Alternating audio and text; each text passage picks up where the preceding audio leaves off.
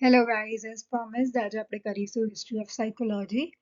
શું હતી આપણા સાયકોલોજીનું ફાઉન્ડિંગ અને કોણ હતા ફાઉન્ડર્સ, કોણ મેજર જે ફાધર્સ ઓફ સાયકોલોજી જેમને કહેવાય છે અને કોણ હતા એના ફાઉન્ડિંગ મેમ્બર્સ, એના વિશે આપણે કરીશું. હવે સાયકોલોજીના 4 ગોલ્સ છે. ટુ ડિસ્ક્રાઇબ આપણે આ કર્યું, બટ થોડું રિવિઝન. ટુ ડિસ્ક્રાઇબ તો શું થઈ રહ્યું છે, કોઈ બિહેવિયરને ઓબ્ઝર્વ કરવાનું અને એ બિહેવિયરના વિશે દરેક વસ્તુના દરેક ચેન્જીસના દરેક એસ્પેક્ટનો નોટ લેવાનો કે શું થઈ રહ્યું છે, રાઈટ. બીજો ગોલ છે ટુ એક્સપ્લેન, કેમ થઈ રહ્યું છે. બિહેવિયર સૌથી વધારે સારી રીતે આપણે ક્યારે સમજી શકીએ, જ્યારે આપણે એને એક્સપ્લેન કરીએ, અને આ આપણે રિયલ લાઈફમાં પણ અપ્લાય કરી શકીએ છીએ. આપણે લોકો કહીએ ને કે સામેવાળાનું પણ પર્સપેક્ટિવ સમજવાનું. અગર તમારા અને તમારા ફ્રેન્ડ વચ્ચે ઝઘડો થાય ને, તો આપણે શું વિચારીએ કે યાર એને મારી જોડે આવું કર્યું, એને મારી જોડે આવું કર્યું, બટ આપણે એની પર પણ ફોકસ કરીએ ને કે એને કેમ આવું કર્યું, તો મે બી કદાચ આપણે એ પર્સનનો પર્સપેક્ટિવ સમજી શકીએ ને મે બી તમે એમને સમજી શકો ને એમની રીતે એમને સમજાવો. સો આ જસ્ટ એક એક્ઝામ્પલ છે ટુ એક્સપ્લેન કે કેમ કઈ વસ્તુ થઈ રહી છે. પછી ત્રીજું છે ટુ પ્રિડિક્ટ, કે હવે ઓકે આ બિહેવિયર થયો, રાઈટ, તો હવે આ બિહેવિયર પાછો થશે, એના શું ચાન્સીસ છે, આ બિહેવિયરમાં થોડા ચેન્જીસ આવી શકે છે. So what will happen in the future એ આપણે પ્રિડિક્ટ કરીએ, રાઈટ. અને છેલ્લો છે ટુ કંટ્રોલ, કે કેવી રીતે આ બિહેવિયરને આપણે કંટ્રોલ કરી શકીએ. કે સપોઝ કોઈ અનડિઝાયરેબલ બિહેવિયર હોય, કોઈ એવો બિહેવિયર હોય જે આપણને ના ગમતો હોય, એને આપણે ડિઝાયરેબલ, જે આપણો ગમતો બિહેવિયર છે, કેવી રીતે કરીએ. આનો એક simple real life daily life example આપું. તમારો ફ્રેન્ડ છે, ઓકે, એ પહેલા બહુ જ મસ્તીવાળો હતો અને બહુ હેપી હતો, રાઈટ. અને પછી અચાનક ધીરે ધીરે બહુ સેડ થઈ ગયો અને એને યુ નો તમારી જોડે એટલી વાતો ના કરે, મસ્તી ના કરે. તો આપણે શું કરીએ, આપણે બિહેવિયર ડિસ્ક્રાઇબ કર્યો કે પહેલા એ મસ્તી કરતો હતો, હવે મસ્તી નહીં કરતો, બહુ શાંત રહે છે.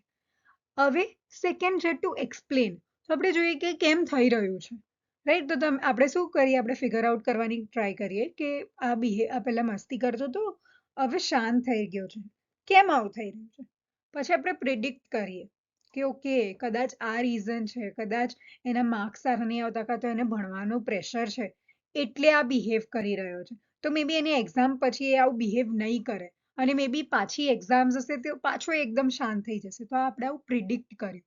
અને કંટ્રોલ, તો કંટ્રોલ એટલે આપણે એમને કહીએ કે ઓકે તારું એક્ઝામની લીધે મે બી આ બિહેવિયર છે, તો આઈ અન્ડરસ્ટેન્ડ કે આપણે આપણા ફ્રેન્ડને શું કહીએ કે મને ખબર તારે એક્ઝામ છે એટલે તું પ્રેશરમાં છે, એટલે તું ઇરિટેટ થઈ રહ્યો છે, કાં તો તું આવો થઈ ગયો છે, બટ ઇટ્સ ઓકે, હું સમજુ છું આ સિચ્યુએશન ને, મે બી એક્ઝામ પછી આપણે મળીશું. તો આ રીતે આપણે એને ચેન્જ કરવાની કાં તો કંટ્રોલ કરવાની કોશિશ કરીએ કે એ આપણી પર ચીડે ના, સો દેટ ફ્રેન્ડશિપ ના બગડે. સો આ ખાલી એક બેઝિક એક્ઝામ્પલ હતો જે એક્સપ્લેન કરે છે કે આપણે કોઈ પણ બિહેવિયરને કાં તો શું ગોલ્સ છે સાયકોલોજીના. હવે આપણે આને એક પર્સપેક્ટિવથી જોઈએ. એક ક્લાયન્ટ છે, રાઈટ, જેને ડિપ્રેશન છે. તો ડિપ્રેશન આપણે ડાયરેક્ટલી ના કહી દઈએ કે ઓકે તને ડિપ્રેશન છે. આપણે પહેલા ઓબ્ઝર્વ કરીએ એનો બિહેવિયર, પછી આપણે જોઈએ કે એના લાઈફમાં કંઈક એવું થયું હશે જેના લીધે એ ડિપ્રેસ થઈ ગયો છે. હવે આ ડિપ્રેશનનો જે ફેઝ છે, અગર સેમ વસ્તુ રિપીટ થઈને જોડે તો પાછો એ ડિપ્રેસ થઈ શકે છે, અને એને ડિપ્રેશન કંટ્રોલ વધે ના, એ કેવી રીતે કરવાનું અને એને બહાર કેવી રીતે કાઢવાનું, રાઈટ. હવે કોણ હતા ઇમ્પોર્ટન્ટ લોકો સાયકોલોજીમાં?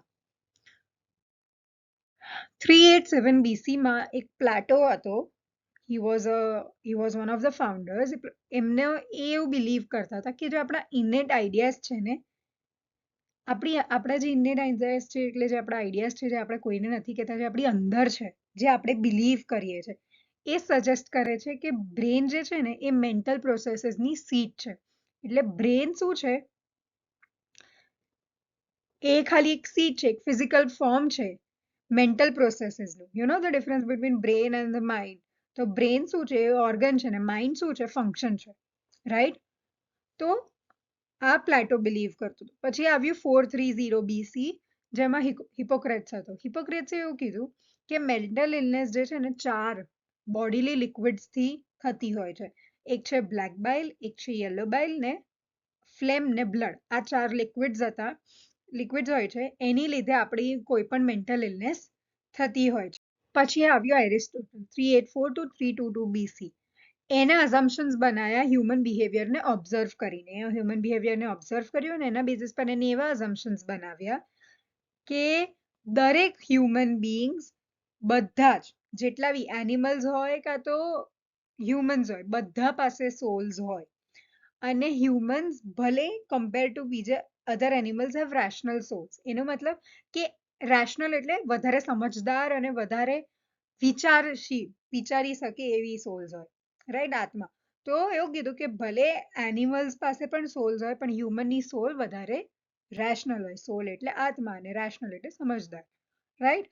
તો હ્યુમન્સ ખાલી ફિઝિકલ નથી હોતા પણ રેશનલ બી હોય છે. એટલે ખાલી હ્યુમન્સને શું ડિફરન્શિએટ કરે છે? આપણે બોલી શકીએ છીએ અને આપણે વિચારી શકીએ છીએ, આપણે થિંક કરી શકીએ છીએ, આપણે યાદ રાખી શકીએ છીએ. તો એને એ પણ થિયરાઇઝ કર્યું. એને learning, memory, motivation, emotion, perception, personality આપણે આગળ કરીશું. એના વિશે પણ એને ખાસી બધી થિયરીઝ બનાવી. પછી આવ્યું 1596 ટુ 1650 રેને ડેકાર્ટ. રેને ડેકાર્ટ એવું બિલીવ કરતો હતો કે હ્યુમન્સ જ્યારે બોર્ન થાય ને ત્યારે એમની પાસે બધું બહુ જ નોલેજ હોય. એ બધા નોલેજ જોડે જ બોર્ન થયા હોય છે, પેદા થયા હોય છે. એને એવું આર્ગ્યુ કર્યું કે ભગવાન જે છે કાં તો સેલ્ફ, પરફેક્શન, ઇન્ફિનિટી એ બધું અંદર પોતાના બિલીવ્સ છે. આ કશું આ બધા ખાલી ભગવાન જે છે એ ખાલી એક આઈડિયા છે. એ બધું માણસના બિલીફ પર ડિપેન્ડ કરે છે. અને he is also notable for his conception of the body as a machine that can be studied. રેને ડેકાર્ટ કેમ ફેમસ થયો? કારણ કે એવું માનતો હતો કે બોડી જે છે ને એ બોડીને એક મશીનની જેમ જોતો હતો, જેને આપણે ભણી શકીએ, જેને આપણે જોઈ શકીએ. જેવી રીતે કોઈ મશીન છે એ મશીનને આપણે ઓબ્ઝર્વ કરી શકીએ, એના ફંક્શન્સ, એના ફીચર્સ એ જોઈ શકીએ. તો એ બોડીને પણ એવું જ સમજતો હતો જેની ઉપર આપણે સ્ટડી કરી શકીએ. પછી આવ્યો જોન લોક 1632 ટુ 1704. એને એવું બિલીવ કર્યું કે બર્થના ટાઈમ પર જ્યારે કોઈ માણસ કાં તો જ્યારે કોઈ હ્યુમન માઇન્ડ બોર્ન થાય છે, પેદા થાય છે, તો એક ટેબ્યુલર રસો હોય છે. એનો મતલબ બ્લેન્ક સ્લેટ, ખાલી હોય છે માઇન્ડ. અને એક્સપિરિયન્સીસ એ માઇન્ડની અંદર નોલેજ લખે છે. એટલે એવું માનતો હતો કે જ્યારે કોઈ પણ નાનું છોકરું પેદા થાય ને તો એકદમ બ્લેન્ક હોય છે અને કશું જ દુનિયાનું નથી ખબર. પણ ધીરે ધીરે જેમ જેમ એ મોટો થાય છે એને જેવા એની જોડે જેવા એક્સપિરિયન્સ થાય છે, જેવા એને લોકો મળે છે, જેવા એન્વાયરમેન્ટમાં, જેવા સરાઉન્ડિંગમાં એ રહેતો હોય છે, એવી રીતે એને ધીરે ધીરે ખબર પડે છે અને એના બેઝિસ પર એનો નોલેજ બનતો હોય છે. જેવી રીતે મેં પહેલા વિડીયોમાં એક્ઝામ્પલ આપ્યો હતો કે કોઈ બ્રાહ્મણ ઘરમાં કોઈ છોકરું પેદા થયું હોય અને કોઈ છોકરું નોનવેજ ફેમિલીમાં પેદા થયું જે નોનવેજ ખાતી હોય. તો જે બ્રાહ્મણ ફેમિલીનું છોકરું છે ને એના બિલીફ શું હશે કે નોનવેજ ખાવું ખોટી વસ્તુ છે. જ્યારે જે નોનવેજ ફેમિલીમાં પેદા થયેલો છોકરો શું હશે? એ માનતો હશે કે ઓકે નોર્મલ છે, એમાં શું મોટી વાત છે આપણે નોનવેજ ખાઈએ, રાઈટ. તો આ એક એક્ઝામ્પલ છે કે જ્યારે હ્યુમન માઇન્ડ બોર્ન થાય છે ને તો એનું બ્લેન્ક સ્લેટ જોડે બોર્ન થતો હોય છે ને એ એની આજુબાજુના લોકો, એની આજુબાજુનો એક્સપિરિયન્સ દેખાડે છે કે એનું નોલેજ શું હશે. પછી આવ્યો ચાર્લ્સ ડાર્વિન 1809 થી 1882. એ જે છે ઓથર છે law of natural selection or theory of evolution. એને બનાવ્યું થિયરી ઓફ ઇવોલ્યુશન અને લો ઓફ નેચરલ સિલેક્શન, જેના પછી જેના બેઝિસ પર ફંક્શનલિઝમ આવ્યું. ઓકે. પછી છે વિલ્હેમ વુડ, જેને ફાધર ઓફ મોડર્ન સાયકોલોજી કહેવાતો હોય છે. એને પહેલી એક્સપેરિમેન્ટલ લેબોરેટરી સાયકોલોજીની સ્ટડીમાં બનાવી લિપ્સિક, જર્મની 1879માં. એની એવી એક મશીન ક્રિએટ કરી જે મેજર કરતી હતી time between people's hearing a ball hit the platform and they're pressing a telegraph key. તો એ શું કરતો હતો? એને એક મશીન બનાવી જે ટાઈમ મેજર કરતો. એટલે કોઈ માણસને એક બોલની રિંગ સંભળાઈ કાં તો બોલ હિટ થયો પ્લેટફોર્મ પર, એ સંભળાયું અને કેટલી મિનિટ લાગી એમને સાંભળીને પછી એક ટેલિગ્રાફ કી હતી એને પ્રેસ કરવામાં. તો એના બેઝિસ પર અને આના બેઝિસ પર એને શું કર્યું?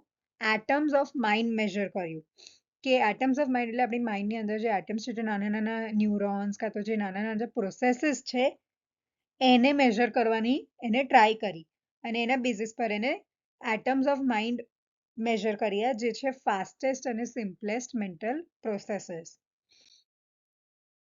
આ એક ફોટો છે વિલ્હેમ વુડનો એની લાઇબ્રેરીમાં લિપ્સિક, જર્મની.